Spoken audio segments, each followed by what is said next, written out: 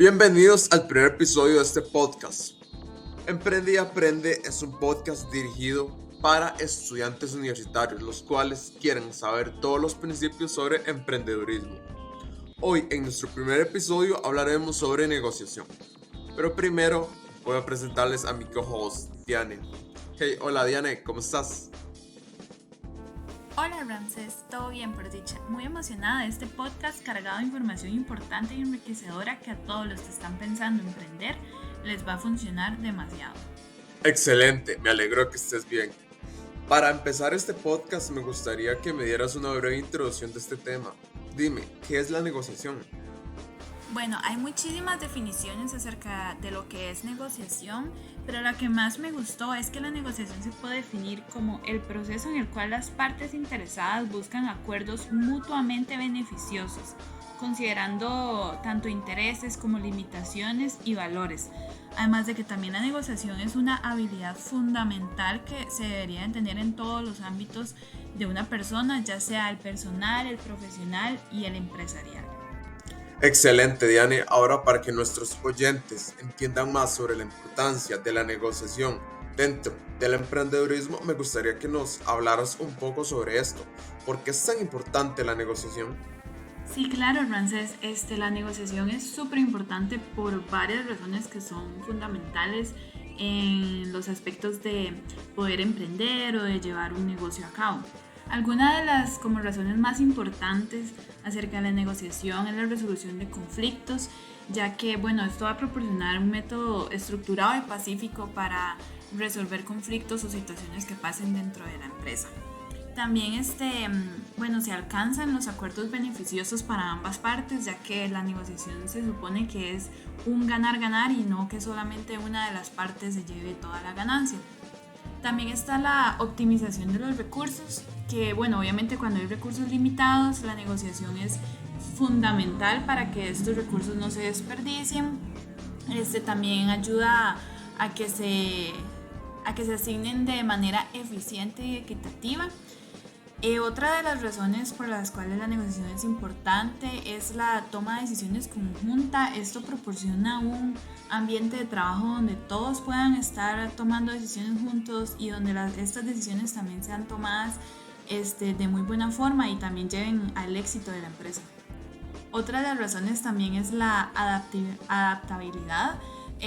Ya que obviamente el mundo empresarial y el mundo de los negocios está constantemente cambiando, entonces la negociación ayuda a que también la dinámica y toda la parte de negociar, ya sea con suplidores o con otras personas, sea fundamental. Y por último y no menos importante, la negociación también va a llevar al éxito empresarial. Obviamente con la negociación se van a cerrar muchísimos acuerdos comerciales, se van a establecer alianzas estratégicas, se puede gestionar relaciones con clientes, con proveedores y, como ya te dije al inicio, la resolución de conflictos, que es sumamente importante. Entonces sí, opino que estas son algunas de las pocas razones por las cuales la negociación es una parte fundamental de un emprendimiento o de una empresa. Sin duda, la negociación es uno de los puntos más claves cuando hablamos de emprendedurismo. Y para entrar más a fondo en este tema, hoy vamos a contar con 3 invitados. El primero de ellos nos va a hablar sobre estrategia de comunicación. El segundo nos va a hablar sobre tácticas de negociación. Y para finalizar, el tercer invitado nos va a hablar sobre resolución de conflictos. 3 temas sumamente claves cuando hablamos de negociación. Ahora recibamos a nuestro primer invitado, Xavier Lescano, el cual nos hablará sobre estrategias de comunicación. Y para empezar a abordar este tema, Xavier, me gustaría que nos hablaras sobre cuáles consideras que son los elementos claves de una comunicación efectiva en el contexto de la negociación. En el ámbito de la negociación, la efectividad de la comunicación depende de diversos elementos claves que son respaldados por estudios de hecho de psicología y de gestión. De hecho, en el libro Getting to Yes, Negotiation Agreement Without Giving In de Fisher, la claridad en la expresión de intereses y la separación de las personas del problema son fundamentales, ¿verdad? porque es crucial para comprender las perspectivas del otro negociador y construir relaciones de confianza. Todo esto genera un papel fundamental en lo que es el proceso de negociación. Muy interesante, Xavier. Ahora quiero enfocar la segunda pregunta más hacia el contexto de los estudiantes. Para los estudiantes que están aprendiendo sobre emprendimiento, ¿qué consejos les darías para mejorar su habilidad de comunicación en situaciones de negocios? Bueno, para los estudiantes emprendedores, sin duda alguna es esencial cultivar habilidades de comunicación efectiva. De hecho, la literatura, como por ejemplo el trabajo de Carnegie, en su texto Cómo ganar amigos e influir sobre personas, enfatiza en la importancia de escuchar activamente y destaca la necesidad de buscar primero comprender y luego ser comprendido, fomentando una comunicación más colaborativa, claramente, ¿verdad?, y exitosa en entornos empresariales. Muy interesante lo que nos comenta, Xavier. Ahora quiero que entres un poco en el tema del lenguaje no verbal. ¿Cómo puede el lenguaje no verbal influir en una negociación? ¿Y qué señales deben tener en cuenta los emprendedores? Bueno, yo siento que el lenguaje no verbal desempeña un papel crucial en las negociaciones. De hecho, lo respaldan varios textos como Mehrabian, que en su investigación sobre la comunicación no verbal, ¿verdad?, postula que los gestos, la postura y expresiones faciales pueden comunicar más que las palabras mismas. De hecho, en situaciones de negocios, los emprendedores deben prestar atención a las señales como el contacto visual. Puede ser un factor indicativo de confianza, una postura abierta que sugiere disposición a colaborar. Todo este tipo de sutilezas pueden influir significativamente en el resultado de la negociación, para bien o para mal. Xavier, en un entorno empresarial diverso, ¿cómo pueden los emprendedores adaptar su estilo de comunicación para adaptar a audiencias variadas? La adaptabilidad en la comunicación. Yo pienso que es esencial en entornos empresariales diversos, porque los emprendedores deben ser conscientes de estas diferencias y ajustar su estilo comunicativo, ¿verdad?, mostrando flexibilidad en el tono, estilo, presentación y elección de palabras que sean acordes a la situación que se está viviendo en ese instante. Esto, sin duda alguna, lo que hace es proporcionar valiosas perspectivas sobre cómo abordar la diversidad cultural en la comunicación empresarial. Todo este tipo de detalles lo hace ser aún más valioso. Finalizada la entrevista con nuestro primer invitado, continuaremos con nuestra segunda entrevista, donde el segundo invitado nos hablará sobre tácticas de negociación. Brian Campos es un experto en la materia. Y por ello, Brian, desde tu experiencia, ¿puedes compartir algunas tácticas clave que has encontrado efectivas en situaciones de negociación? Pues claro, muy importante entender que la negociación no es un sprint, no es una carrera, es una maratón donde la resistencia y adaptabilidad son cruciales. Hay que entender el juego de la negociación, tener paciencia, astucia, son aliados importantes y poderosos. La clave es entender de lo que estás hablando, usar las palabras como herramienta y tener conocimiento profundo. Excelente, Brian. Se nota que eres todo un experto. Ahora, Brian, quiero que me comentes cuál es el papel de la preparación antes de una negociación y qué consejos puedes ofrecer para que los emprendedores se preparen de manera efectiva. Claro, para esta segunda pregunta te puedo decir que la preparación es el cimiento en donde se construye una negociación exitosa. Tenés que investigar a fondo, no solo su contraparte, sino también el mercado y las tendencias. Tener una ventaja estratégica de ese saber más. La confianza es muy importante y hay que forjar esa estrategia. Brian, ahora quiero que nos comentes cómo pueden los emprendedores mantener la flexibilidad durante una negociación sin comprometer sus objetivos. Me gusta mucho esta tercera pregunta sobre flexibilidad. Y es importante ver que la rigidez es la antítesis del emprender. Hay que ser como el agua, fluir con las circunstancias sin perder los objetivos. No es que seamos débiles, sino adaptables, con inteligencia, teniendo ese enfoque, pero también mantener esa firmeza en mis metas, ese equilibrio entre adaptación y determinación. Excelente, Brian. Ahora quiero que nos comentes qué estrategias exitosas has utilizado para cerrar acuerdos de manera positiva y cómo pueden los emprendedores aplicar estas estrategias en sus propias negociaciones. Bueno, como el arte del cierre y la persuasión sutil. Es claro no crear barreras, sino puentes, entender los beneficios mutuos y saber que ambos salen ganadores. Hay que ser diferente a la hora de negociar. Hay que saber que puedo ganar y que la otra parte también puede ganar. Como lo decía Marco Aurelio, la mejor venganza es ser diferente, triunfar y sonreír desde la altura. Acá en la negociación el triunfo no reside en aplastar al oponente, sino en construir un camino en donde todos prosperen. Muchas gracias, Brian y Xavier, por la participación en nuestro podcast. Ahora, Diane entrevistará a nuestro tercer invitado, Alejandro, el cual es un experto en temas relacionados a resolución de conflictos. Hola Alejandro, bienvenido. Me alegra mucho poderte tener en este podcast. Entonces yo te voy a realizar algunas preguntas acerca de la resolución de conflictos. Entonces, contame, ¿por qué es crucial abordar y gestionar los conflictos durante las negociaciones? ¿Y cómo puede esto impactar en el éxito empresarial? Claro, bueno, para mantener relaciones estables entre, por ejemplo, los empleados de una empresa y los administrativos, es necesario fomentar una comunicación abierta. Los empleados deben sentirse cómodos expresando sus preocupaciones y sus opiniones y deben establecerse canales de comunicación efectivos que permita que pues la empresa pueda escuchar a estas opiniones, pueda escuchar estas preocupaciones y abordarlas de una manera integral y efectiva. Es necesario también abordar los conflictos de inmediato. La procrastinación de este tipo de situaciones puede aumentar la tensión y hacer que la resolución sea más difícil.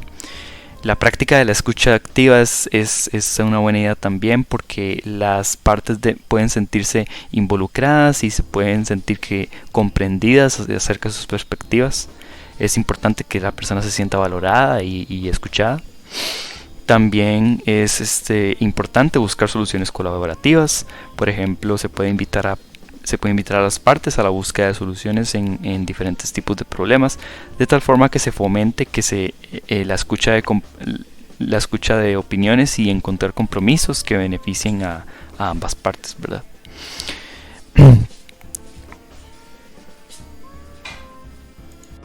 Perfecto, y estoy súper de acuerdo en todo lo que dijiste.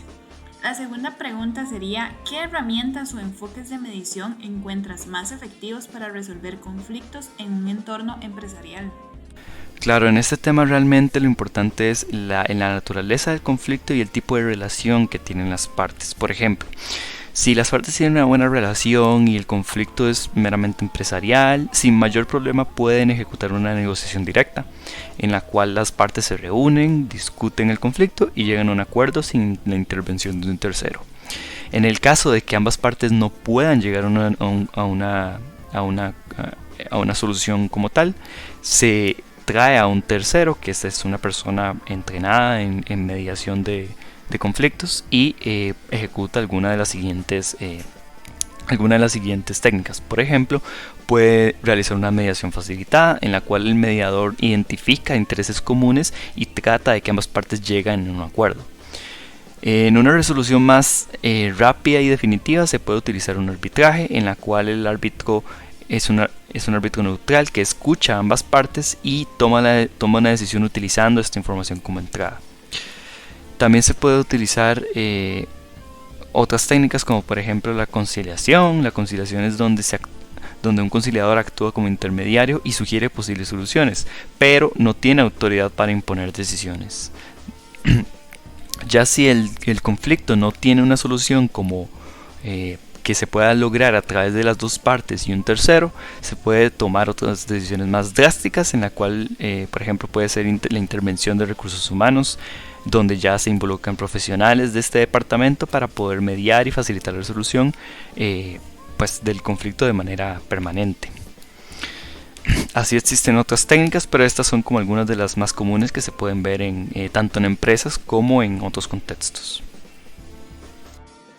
Muy importante las herramientas que nos acaba de brindar Alejandro para resolver conflictos, así que oyentes tomen nota. Alejandro, la tercera pregunta sería, ¿puedes compartir un ejemplo de cómo has visto que la gestión exitosa de un conflicto ha llevado oportunidades de crecimiento para las empresas involucradas? Por supuesto, bueno, por ejemplo, imaginemos dos empresas que operen en la misma industria y compiten por una misma base de clientes. Estas empresas entonces tienen equipos altamente talentosos, pero surgen conflictos debido a disputas sobre propiedad intelectual o, por ejemplo, la percepción de prácticas comerciales desleales. Eso puede ser un tema. Entonces, en lugar de permitir que el conflicto escale y se convierta en una disputa prolongada, las empresas deciden abordar el problema mediante un enfoque de mediación facilitada. De esta forma contratan a un mediador neutral con experiencia en la industria para facilitar las conversaciones. Durante el proceso de mediación, las empresas identifican sus preocupaciones subyacentes, aclaran malentendidos y encuentran áreas comunes de interés. El mediador también ayuda a ambas partes a explorar soluciones creativas y, digamos, desarrollar acuerdos mutuamente beneficiosos, ¿verdad? Entonces, después de todo este proceso, como resultado, las empresas no solo resuelven sus problemas inmediatos, sino que también como que encuentran oportunidades para colaborar en áreas donde sus intereses convergen, ya que estos intereses salieron a la luz gracias al mediador. Por ejemplo, deciden compartir tecnologías no críticas, colaborar en proyectos de investigación conjunta y explorar estrategias de marketing en conjunto. Por ejemplo, este ejemplo de estrategias de marketing en conjunto se ve en Coca-Cola y Pepsi, por ejemplo. Ellos generan diferentes campañas que parece que atacan uno al otro, pero realmente esta competición o este aparente conflicto lo que hace es generar más atracción porque entretiene a la gente, y ese entretenimiento hace que la marca se posicione todavía más en la mente de los consumidores.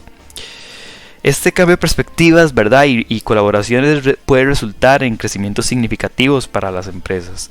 Al trabajar juntas pueden aprovechar sus fortalezas combinadas y explorar diferentes mercados que de otra manera no hubieran considerado, ¿verdad? Es ahí donde entran las diferentes perspectivas que surgen en un conflicto. Espero que este ejemplo haya sido de utilidad para que ustedes oyentes puedan tomar nota y aprender sobre diferentes conflictos que pueden encontrar en sus emprendimientos. Perfecto. Y por último, quisiera que le brindaras algunos consejos a todos aquellos emprendedores para manejar conflictos de manera constructiva y mantener las relaciones empresariales positivas. Claro, bueno, para mantener relaciones estables entre, por ejemplo, los empleados de una empresa y los administrativos, es necesario fomentar una comunicación abierta. Los empleados deben sentirse cómodos expresando sus preocupaciones y sus opiniones, y deben establecerse canales de comunicación efectivos que permita que pues la empresa pueda escuchar a estas opiniones, pueda escuchar estas preocupaciones y abordarlas de una manera integral y efectiva. Es necesario también abordar los conflictos de inmediato. La procrastinación de este tipo de situaciones puede aumentar la tensión y hacer que la resolución sea más difícil. La práctica de la escucha activa es una buena idea también, porque las partes pueden sentirse involucradas y se pueden sentir comprendidas acerca de sus perspectivas. Es importante que la persona se sienta valorada y escuchada. También es importante buscar soluciones colaborativas. Por ejemplo, se puede invitar a las partes a la búsqueda de soluciones en diferentes tipos de problemas, de tal forma que se fomente la escucha de opiniones y encontrar compromisos que beneficien a ambas partes, ¿verdad?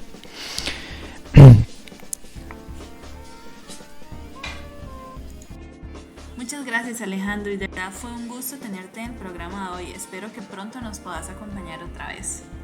Gracias por escuchar nuestro podcast Emprende y Aprende. Espero que haya sido de la mayor utilidad y que los consejos dados en este podcast te sirvan para toda tu vida. Muchas gracias por escucharnos.